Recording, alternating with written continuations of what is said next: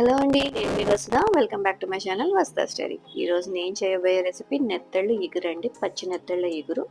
ఇది almost masala free recipe అని అయితే చెప్పచ్చు. ఒక చిన్న అల్లం వెల్లుల్లి పేస్ట్ తప్ప ఇంక ఏమీ లేదండి ఇది. Let's start the process.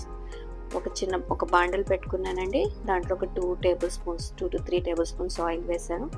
ఒక 4-5 ఉల్లిపాయలు నేను చాపర్లో లాగేసానండి. మీరు కచ్చాపచ్చాగా మిక్సీ కొట్టుకున్నా పర్వాలేదు, బట్ ఫైన్ పేస్ట్ కాకూడదండి. అది వేసుకొని బాగా వేపుకోవాలి.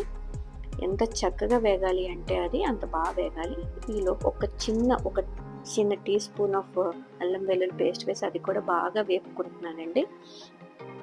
మొత్తం అంతా బాగా వేగిన తర్వాత దీంట్లో నేను ఒక 1/2 kg ఆఫ్ నెత్తళ్ళకి చేస్తున్నాను. ఒక 2 టేబుల్ స్పూన్ ఆఫ్ కారం, ఒక 1.5 టేబుల్ స్పూన్ సాల్ట్, ఒక చిటికెడు పసుపు వేసుకుని బాగా కలుపుకున్నాను.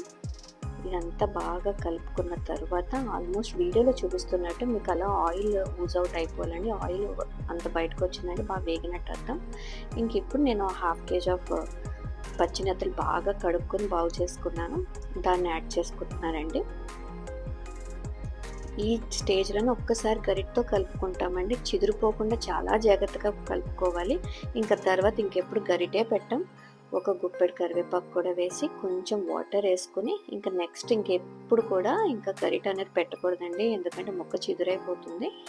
గుడ్డతో బాగా కుదుపుకోవాలి. ఇలా ఒక వీడియోలో చూపించినట్టు.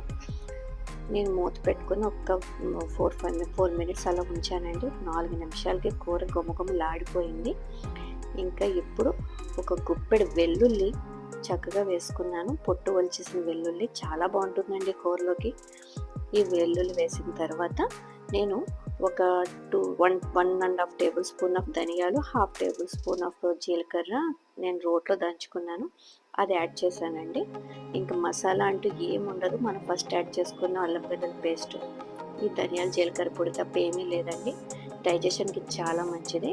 దీంట్లో ఇంకొంచెం వాటర్ వేసుకుని గుడ్డతో బాగా కుదుపుకొని మూత పెట్టుకున్నానండి. అంతే, ఒక 3 మినిట్స్ ఆ మసాలా మొత్తం ముక్కకి బాగా పట్టింది. చూసారా, వీడియోలో చూపించినట్టుగా మీకు ఆయిల్ కూడా యూజ్ అవుట్ అవుతుంది. అంతేనండి, కర్రీ అయిపోయింది.